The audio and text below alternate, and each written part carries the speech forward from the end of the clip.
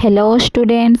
तो आज class T विशेष भाव में +3 एवं पीजी फाइनल ईयर पिला मानंको पई प्रस्तुत जे केमिथि आपण माने प्रोजेक्ट चूज करिवे हाँ कि नहीं, टॉपिक चूज करिवे, प्रोजेक्टर टॉपिक केमती रखिबे, सूचीपत्र केमती करिवे, जहाँ भी आपण मानकर मन रे जेतिकी भी डाउट थिबो ताहा आज आमे आलोचना करिबा। आलोचना करिया पूर्व मु कहि रखुची मु गोटे टॉपिक आपण मानंको एग्जाम्पल सह आपण मानंको मु देखैबी, ता माने नुहे कि आपण माने सही टॉपिक नेबे। अन्य टॉपिक भी आपण माने चूज करिथिबे तो केमती टॉपिक चूज करिवे फास्ट मु कहिबी, तापर आपण मानंको मोटे एग्जाम्पल नै देखैबी। जेमिति कि फास्ट जेते बेले आपण किछि भी टॉपिक चूज करूचंती सेते बेले फास्ट आपण माने देखिबे कि आपण मानंको पाखरे से टॉपिक रिलेटेड जेतिकी भी डॉक्यूमेंट बा डाटा आपण मानंको पाखरे अछि कि नाही, जे डाटा मु से टॉपिक उपरे कलेक्ट करि परिबी कि नाही, सेही टॉपिक उपरे मो पाखरे सफिशिएंट बुक बा मटेरियल अछि कि नाही फास्ट देखिबे। ता परे जाय कि आपण कोन करिवे ना टॉपिक चूज करिवे। जेते बेले आपण टॉपिक चूज करूछंती निश्चित भाव में आपण मानकर गाइड समस्तंकर थिबो, तो गाइड जेते बेले आपण को प्रोवाइड करा जाइथिबो तो गाइड बहुत कॉलेज रे कोन होय कि गाइड माने ही आपण माननको टॉपिक रो जो नेम से कहि दियंती, किंतु बहुत कॉलेज रे हुए कौन कि गाइड माने एते सहाय्य करंती नाही।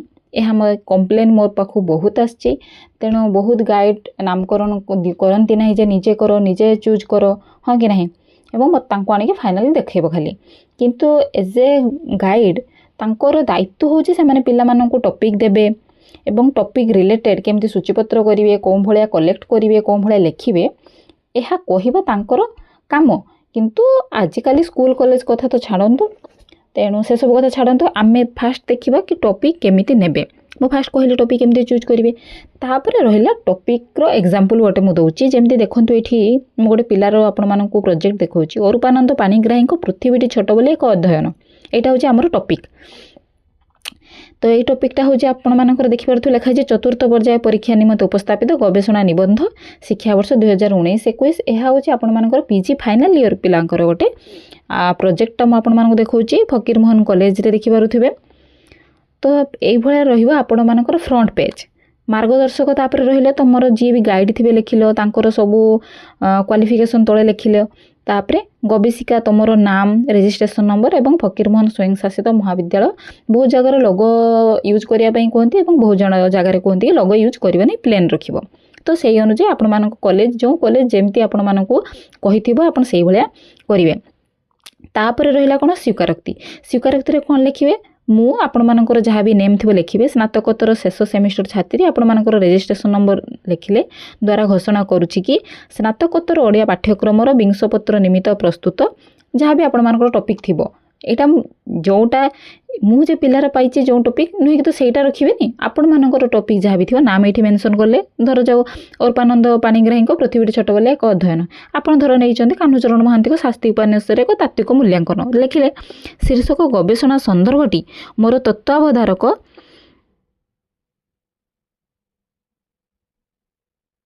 आपण मानकर कौन डॉक्टर संतोष कुमार नायक प्रत्येक तत्वावधान प्रस्तुत होइछि। यह मोर संपूर्ण मौलिक सृष्टि। यह पूर्वर उक्त निबंधटी कौन से अनुष्ठान महाविद्यालय अथवा जेकोसी जहाँ लिखिले आपण मान देखि परथुबे लिखिले एवं गवेषक वा गवेषिकांकर आपण मानकर नाम लिखिबे गला। तापर देखंतु तापर आपण मान लिखिबो अनुमोदन पत्र। ओके, अनुमोदन पत्र रे कोन करिवे ना जेमती मु प्रमाण करूची कि जेबे आपण मानकर कॉलेज एटा प्रोवाइड कर देबे एक अनुमोदन पत्र लिखिबे। ओके, अनुमोदन पत्र लिखि सारला परे आपण माने को भूमिका प्रस्तुत करिवे। देखि परथुए मु जेमती लिखिची ए भले एक भूमिका आपण माने लिखिबे। तापर रहिला आपण मानकर सूचीपत्र। ओके, एबे मु आपन को एक एग्जांपल दे बुझौछि। देखंतु फास्ट मु कहिथिली केमती चूज करिवे ना, फास्ट आपण माने नेबे जे आपण मानको पाखरे से डाटा अछि कि नाही, फास्ट मटेरियल अछि कि नाही, तापर आपण नेबे टॉपिक चूज करिवे। किछि भी नाटक नियंतु, उपन्यास नियंतु, लोक साहित्य नियो, किछि भी कोन करिवे ନା ଏଇ ଯେଉଁ ଉପନ୍ୟାସ ହେଉ ବା ନାଟକ ହେଉ ଯେତେବେଳେ ଆପଣ ନେଉଛନ୍ତି ସେଇ ନାଟକ ରିଲେଟେଡ୍ ଆପଣ କ'ଣ କରିବେ,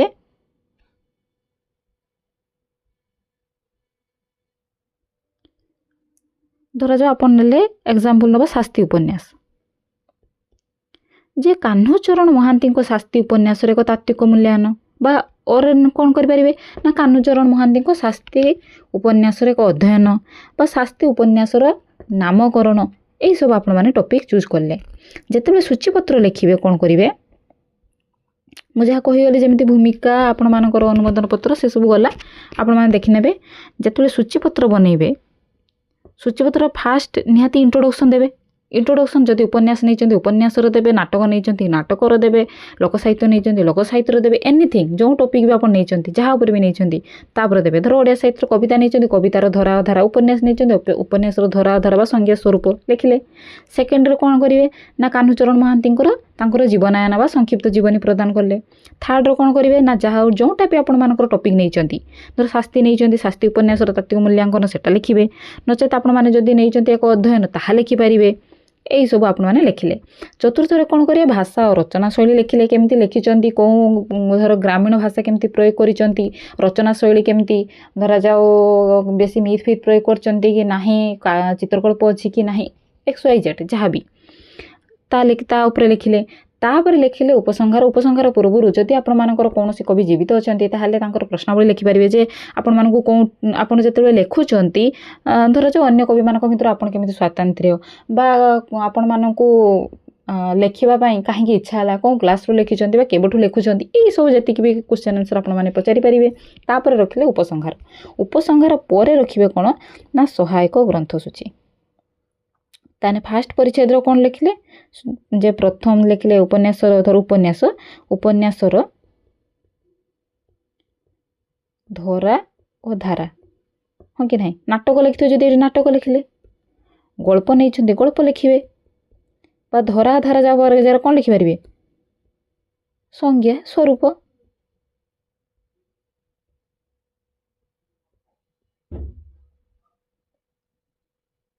ଓକେ, ଦ୍ୱିତୀୟ ପରିଚ୍ଛେଦର କ'ଣ କଲେ, ତାଙ୍କର ସଂକ୍ଷିପ୍ତ ଜୀବନ ଯେଉଁ କବିଙ୍କ ଉପରେ ନେଇଛନ୍ତି ବା ନାଟ୍ୟକାର ନାଟକ ସଂକ୍ଷିପ୍ତ ଜୀବନୀ ଲେଖିଲେ।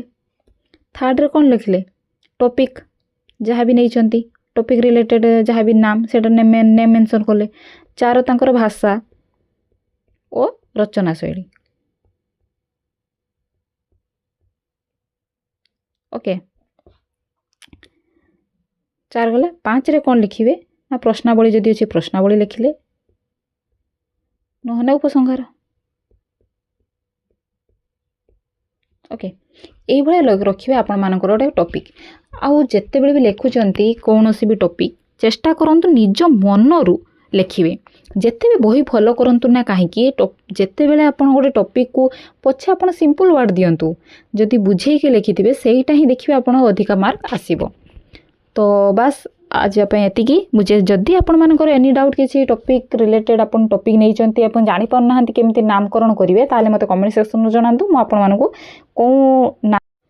ଯଦି ଆପଣମାନେ କିଛି ଟପିକ୍ ନେଇଛନ୍ତି ଏବଂ ଟପିକ୍ର ନାମ ଜାଣିପାରୁନାହାନ୍ତି ତାହେଲେ ମୋତେ କମେଣ୍ଟ ସେକ୍ସନ୍ରେ ଜଣାନ୍ତୁ, ଯାହାଦ୍ୱାରା କି ମୁଁ କ'ଣ କରିପାରିବି, ଆପଣମାନଙ୍କୁ ସେ ଟପିକ୍ ଧରାଯାଉ କିଛି ବି ଆଗାମୀ ନେଇଛନ୍ତି, ଯେ ମ୍ୟାମ୍ ଆଗାମୀ ନାଟକ ମୁଁ ନେବି ହେଉଛି ଟପିକ୍, ତ ଆପଣ ମୋତେ କ'ଣ ମୁଁ ଟପିକ୍ର ନାମଟା ଦେବି ମୋତେ ଟିକେ ଆପଣ କହିଦିଅନ୍ତୁ, ବା ମୋ ଯେଉଁ ରିସର୍ଚ୍ଚ ପେପର୍ ବା ଥେସିସ୍ ପେପର୍ର କ'ଣ ନାମଟା ରଖିବି ଆପଣମାନେ ମୋତେ କହିଦିଅନ୍ତୁ, ମୁଁ ଆପଣମାନଙ୍କୁ କମେଣ୍ଟ ସେକ୍ସନ୍ରେ ଜଣାଇଦେବି। ଓକେ, ଏବଂ ସୂଚୀପତ୍ର କିଭଳିଆ ଲେଖିବି ତାହା ବି ମୋତେ କମେଣ୍ଟ ସେକ୍ସନ୍ରେ ପଚାରିଦେବେ। ମୁଁ ଯେତେବେଳେ ଆପଣମାନଙ୍କର କମେଣ୍ଟ ଦେଖିବି ନିଶ୍ଚିତ ଭାବରେ ମୁଁ ରିପ୍ଲାଏ କରିବି। ତ ଆଜି ପାଇଁ ଏତିକି। ଏନି ଡାଉଟ୍ ମୋତେ କମେଣ୍ଟ ସେକ୍ସନ୍ରେ ଜଣାନ୍ତୁ। ଆଉ ଏକ ଅନ୍ୟ କ୍ଲାସ୍ରେ ଆପଣମାନଙ୍କ ସହ ଦେଖାହେବ। ତ ଆଜି ପାଇଁ ଏତିକି।